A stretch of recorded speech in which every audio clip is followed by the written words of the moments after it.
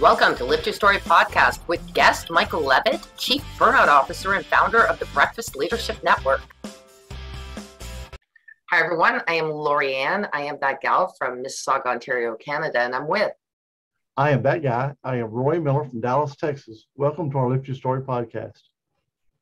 So in this episode, we're welcoming Michael Levitt, and he is the Chief Burnout Officer and founder of the Breakfast Leadership Network. Thank you so much for joining us today. Great to be with you today. Really looking forward to our conversation. Great. So, Michael, what is the Breakfast Leadership Network? It's a media organization. Didn't start off to be as a media organization, but it kind of bled into that. Originally, I started as a consultant for C-suite executives on burnout prevention. And then I started writing books, and then I started a podcast, and then I started, posting things and writing articles on my blog at breakfastleadership.com. And it just kind of took a life on its own. I was talking with a fellow C-suite executive, and he says, "You've got a media firm." And I looked at him like, "No, I don't." And he explained, "Well, this is the definition of a media firm." And he listed all the things, and I checked all the boxes. And I'm like, dang it, you're right. It's like, okay, well, I guess I'll start branding at that. But the thing that I love to do, I speak at conferences around the globe. Of course, over the last couple of years, that globe has been this particular room. And I haven't been able to visit Pearson Airport very often, although I did a couple of weeks ago. So it was like, oh, I haven't changed much, but other than lines and floor stickers and everybody wearing a mask. But other than that, my passion is to speak with organizations and talk with people around the globe on why preventing burnout is so important for yourself, your company, society as a whole. Speaking of burnout, just in general terms, not necessarily business terms, but since COVID, are you seeing there's a lot more burnout? Burnout has dramatically increased, and it was huge before the pandemic started, because I'd been working in this space for several years. And when the pandemic hit, I was mistaken at first. I thought, okay, good, everyone's been sent home. They're going to be able to take an exhale type of breath and properly adjust how they spend their time and working and doing the things in life that they like to do and all of that. And unfortunately, what had happened was the opposite of that. Not only were people sent home to work, guess what? Their kids were too. So they were trying to homeschool their kids and work in the same block of time that they did before the pandemic started. And many parents realized that isn't possible. So what had happened was parents had to start working either earlier in the morning or later at night. And it just has had this snowball effect where people are really stressed, on top of the fact that, during this pandemic, a lot of people unfortunately have passed away, and lockdowns and masks and all the other things that, have, really created a lot of stressful situations for people. And ironically, this morning I was speaking, with somebody on my show that works in the insurance industry, and he indicated that the mental health claims that he is seeing have skyrocketed over those last 2 years, because a lot of people are struggling with stress and burnout and depression and anxiety and you name it, because of this uncertainty that we're still in. Depending on where you live. In Ontario, where things are easing up a little bit, we're hearing about mask mandates in California and other states being lifted in the next couple of weeks. So, and over in the UK, things are pretty much wide open. So there's different degrees of what things are going on. And again, that could be stressful too. So if you're in Toronto or Mississauga, and we're still dealing with some of the lockdowns and all of that, and restrictions of things, we're looking at Dallas, for example, going, wait a minute, they're living their best life and doing things, and life is normal down there. Why can't we have that? And not, again, to get into political debates or anything like that, but that causes stress and anxiety, and then prolonged stress turns into burnout. And I've seen just a dramatic spike in the number of cases of burnout, unfortunately, over these last 2 years.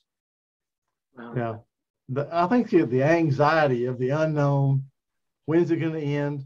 What's next? I think that's really the thing that's really hurting people, is the not knowing. The not knowing.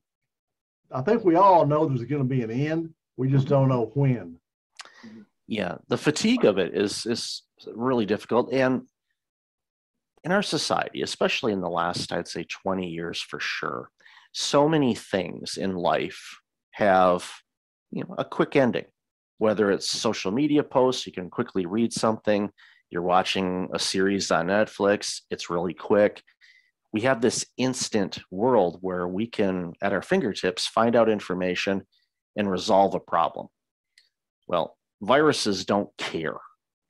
This pandemic and COVID and the variants and all that kind of stuff doesn't care. It's like, we don't want to follow a timeline. It's going to do what it's going to do, as far as how long it is and all of that. But I think that's, to your point, I think that's the frustrating thing for so many of us, is because everything else in our life, we can usually get an answer to it pretty quick or resolve an issue pretty quick. This hasn't been quick, and you can go into debates as to why it has or hasn't been. But at the end of the day, we still have that unknown, and we like outcomes. We like to know where we're going to get. It's like jumping in your car and just aimlessly driving and not knowing where you're going to end up. Well, depending on how full your tank is, you could probably guesstimate where you're going to end up, but you still don't necessarily know exactly where that is. And that's very stressful and creates a lot of anxiety for people, for sure. Here's a fun, sorry, go ahead, Lauren. The fun fact too, though, is that, you're saying that things are going a lot faster. Well, they did come up with, the shot for vaccines against COVID much quicker than people anticipated, though on that side, that caused stress, because then we're saying, how did you do that so fast? We are in a fast, world. And yet that was one of the things that caused us anxiety, wondering, how can you do it so quickly? Yet everything else is happening so quickly. Exactly. And, there's always questions about, not to go conspiracy theory type of stuff, but, it's like, was this planned? Did they already have this in place? What's the component of it? I always joke, it's like, I barely passed science class in high school. And the only reason I did is I think Mr. Burrell did not want to see me another year. So he's like, I'm just going to pass you so I don't have to deal with you anymore. Because that's the only subject he taught. It was, grade 9 or 9th grade science. And he coached the football team. And I didn't play football. So he had 1 year of me and he was done with me. And, so I think that's the only reason I passed. But, the science of situations and vaccines and all that, I agree. Usually vaccines or any type of immunization or medicine has a very long pathway from research to rollout. And in this particular situation, from the information that we've been provided, much shorter. And it goes, everyone should ask questions as to why that is, and, dig deeper. Try not to, fall victim to the conspiracy theory stuff, because that's a rabbit hole that can cause you stress and anxiety and depression and everything else. It's seeking to understand and, doing your own research. And I think too often we defer to just turning on the news and having that be our research. And we need to dig deeper than that, research from a variety of different sources and come up with your own conclusion based on what you know.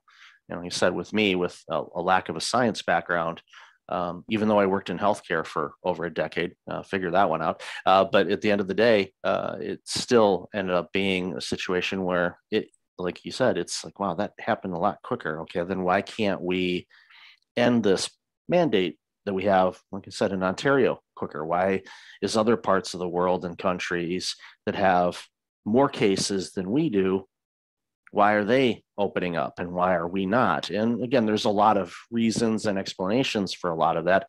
But again, that uncertainty and unknown, again, is what causes a lot of stress and anxiety. And I see it, and when I venture out to places where you can actually see people, grocery stores or whatnot, it's like you can see it in some people's eyes. They are really, really fatigued from all of this. Yes. Well, we're all about instant gratification, the path of least resistance. That's, just like you say, rather than finding out stuff for our own, we'd rather somebody just tell us what we want to know. We don't want to have to do the work to go find it. Right. So, but what in your life, or let me back up, was there something in your life that happened to you that caused you to write the book, Burnout Proof? Almost definitely. Back in 2007, I was hired as a healthcare executive just outside of Windsor, Ontario. I'm a dual citizen. I grew up in the Detroit area and immigrated to Canada with my former wife back in 2004 and became a citizen in 2011. And I like to joke that gives me the power to vote and screw up two countries. But that's where I stop. I don't tell people who I vote for because half the people on the call would hang up or listen. They won't do it. So I never tell people who I vote for. All I say is we all have a lot more in common than we have differences. And I think we need to focus more on the commonalities of things, and then we can discuss the differences. But that's another subject for another day. But in this role as a healthcare executive, I was basically working 6 a.m. to 11 p.m. 7 days a week for a couple of years. And because it was a startup and a lot of work involved in, dealing with the Ontario government as far as rolling things out and all that, and a very proactive board of directors.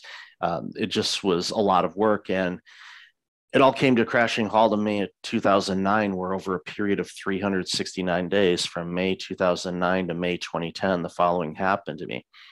I had a heart attack that should have killed me. And then 17 weeks later, I lost that job during the Great Recession, if you recall that period of time. And then several months later, after finding a new job in Toronto, I get a phone call from my oldest daughter, who was 10 at the time, saying that the bank had come and repossessed our family vehicle. And then finally, a few weeks later, after we had moved to Toronto and we were getting ready to list our house down in the Windsor area, the bank decided, you know what, we're just going to foreclose that for you. And then you don't have to worry about selling it. So job loss, or heart attack, job loss, car repossession, home foreclosure, all in a year. And all those things happened because I was burned out. And my burnout created all of those situations. And that's why I do the work that I do today. Was I was able to recognize after time, what caused my burnout, what were the decisions and the behaviors and the habits that I was doing that created those things to come to be. And what, more importantly, what can I do to prevent that from ever happening again? And that work that I did, of course, helped me be a whole lot healthier, alive, and obviously doing a lot of other things. And that's why I decided, okay, let me share my story. And then by sharing that story led to speaking at conferences and having a show and writing books and all the other things we talked about before. It was kind of a domino that just kind of kicked off a completely different direction in my life that I would have never guessed being possible back as I was recovering from that cardiac event. Well, when you speak at events and stuff, do you have people come up to you afterwards and say, gosh, I didn't even know I had burnout till I listened to you. I had no idea I was burned out. Yeah, a lot of people are fatigued, but they don't necessarily know if they're burned out or not. And the signs of burnout for people to look at, either in themselves or people they work with or their loved ones, are one, how's your sleep? How are you sleeping? If you're not getting good sleep or haven't had good sleep in a long time, that's definitely a warning sign to look out for, and a big concern, because when we sleep, that's when our body repairs the damage we do to ourselves on a daily basis. If we're not sleeping, our body can't repair that damage, which means today's damage gets piled onto tomorrow's damage and the next day and the next day and the next day.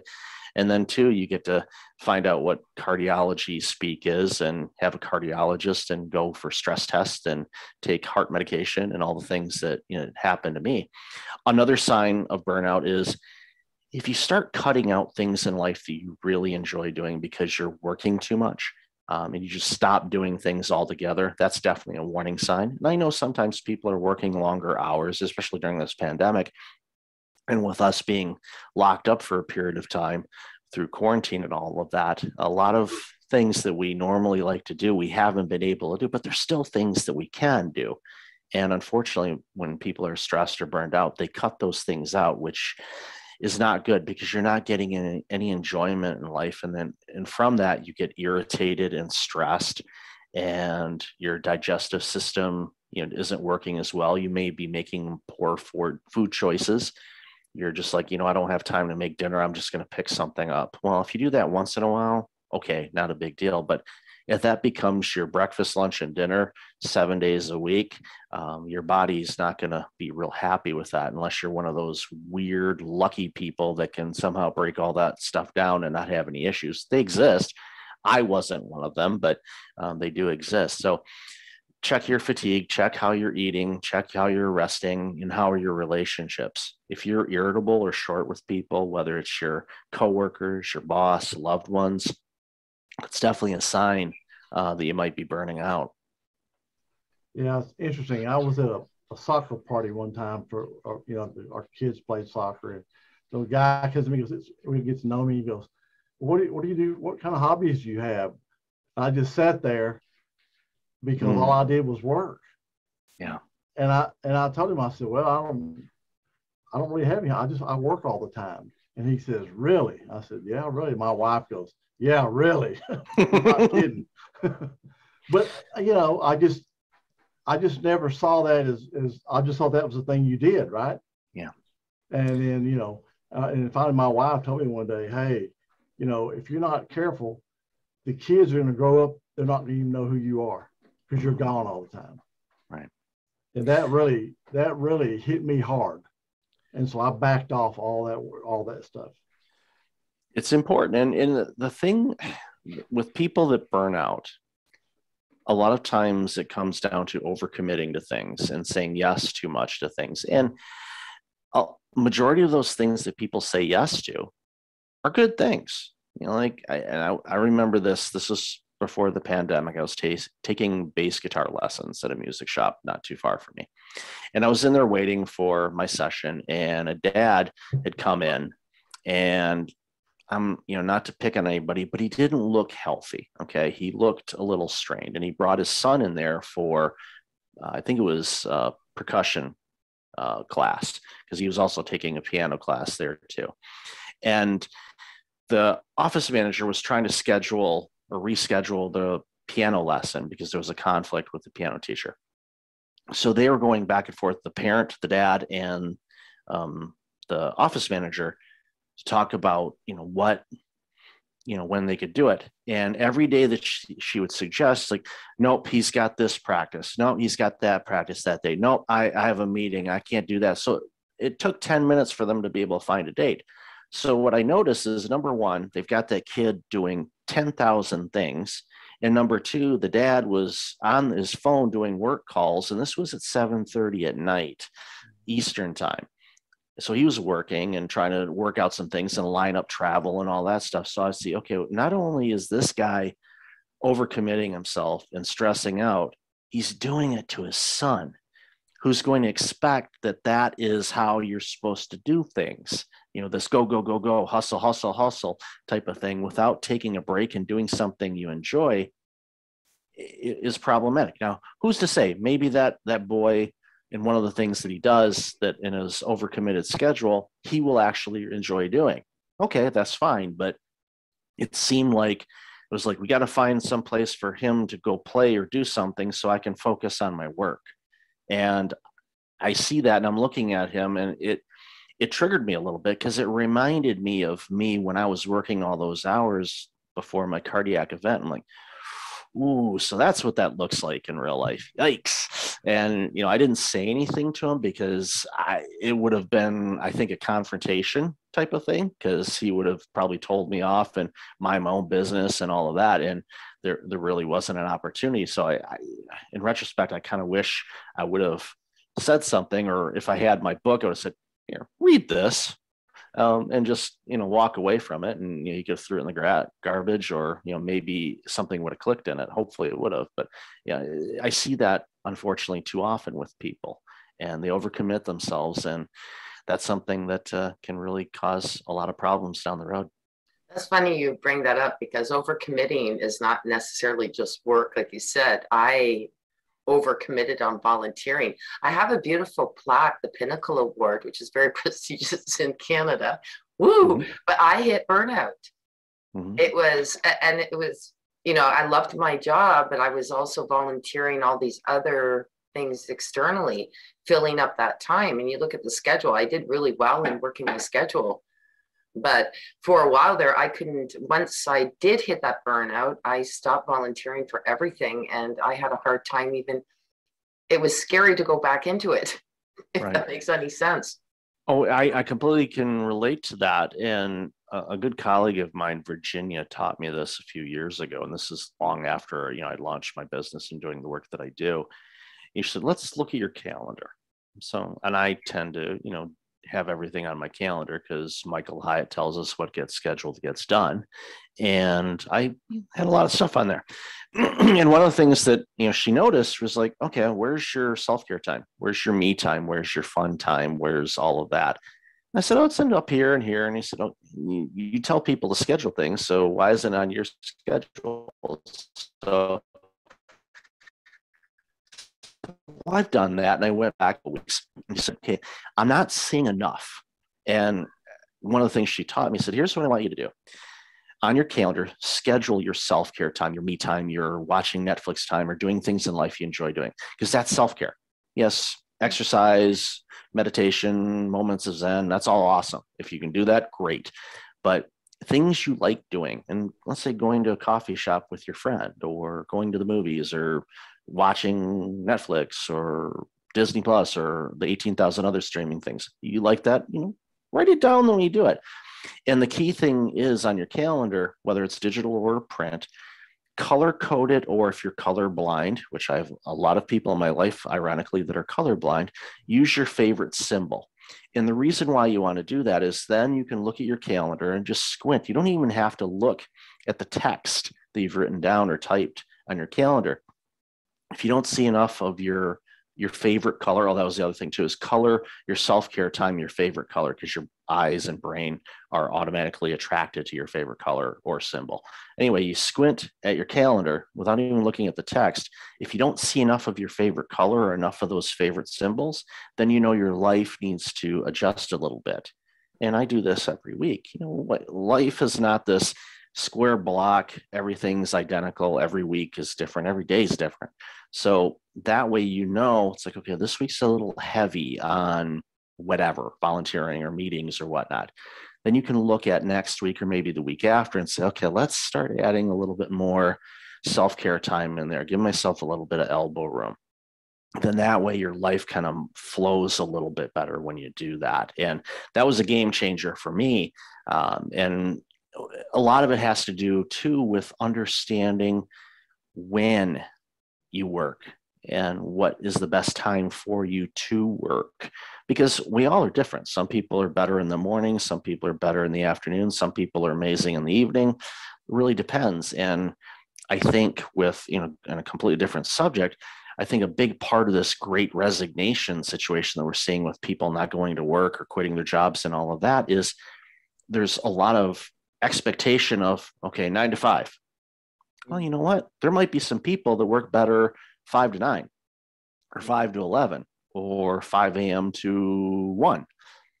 If we can figure out a way to match up the time slots with when people are at their best with their energy and everything else, you're going to have happier, healthier employees, and they're going to turn around better products and services, which as consumers, we benefit from. So there's a lot of things to, throw at you there, but ultimately is how you spend your time and how you make sure that you harmonize your me time with productivity and things for work will go a long way in helping you keep your stress reduced. And of course, without prolonged stress, you won't burn out. Interesting. I told my son, one of my sons complaining about, I just don't have any time for myself. And I told him, I said, look, you just need to set aside time for yourself. If you want to watch soccer on Sunday, we'll say from noon to 2, I'm going to watch soccer. And just tell your wife, tell the kids, hey, don't bother me during this time. This is something I've got to do for me. I'm hauling y'all around and doing all this stuff. And so he started doing that. And he said it made a big difference. Yeah. He wasn't near as stressed, because he felt like he was having some time for himself. Yeah. Yeah, it's simple as that. Just, schedule. It doesn't need to be this huge time block. And I think a lot of people, especially when they're working more, they think, well, I don't have time to go have coffee with my friend. Well, how long do you normally take when you have coffee with your friend?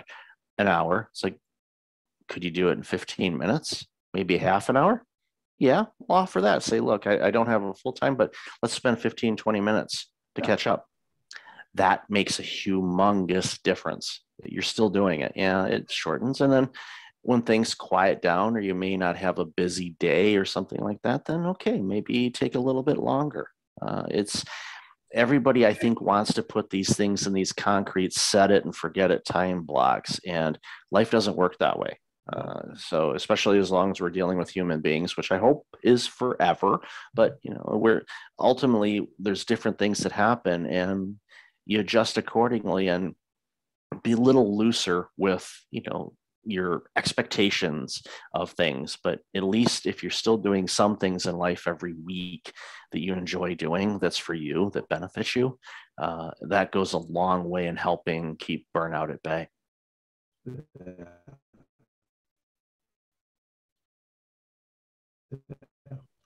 Best way to find me is breakfastleadership.com. And, I've got a bunch of links at the top for an online course. If someone wants to take a burnout prevention course, they use the code 90, NINETY, they get 90% off of that. Wow. It's a situation just to help people identify what burnout is, with some things that they can do. Obviously, there's a link to buy my book, Burnout Proof. It's on Amazon, so it's available there. I'm on most of the social media channels as well. Just look up either the hashtag breakfast leadership or the letter B and then fast leadership. You'll be able to find me pretty much everywhere. Right. Perfect. Very good. Everything? Not at this time, but I just find that this is a really important subject to be bringing up because of, like you said, it has increased, and it's wonderful to have people like you there for people to reach out to and nip it in the butt before it gets to the point where you got to. And that's the other thing too. A lot of people just they're not aware, and you have to be. Yeah, it's critically important. So thank you for the opportunity to be on your show. Thank you so much. It's a pleasure to meet you. Likewise.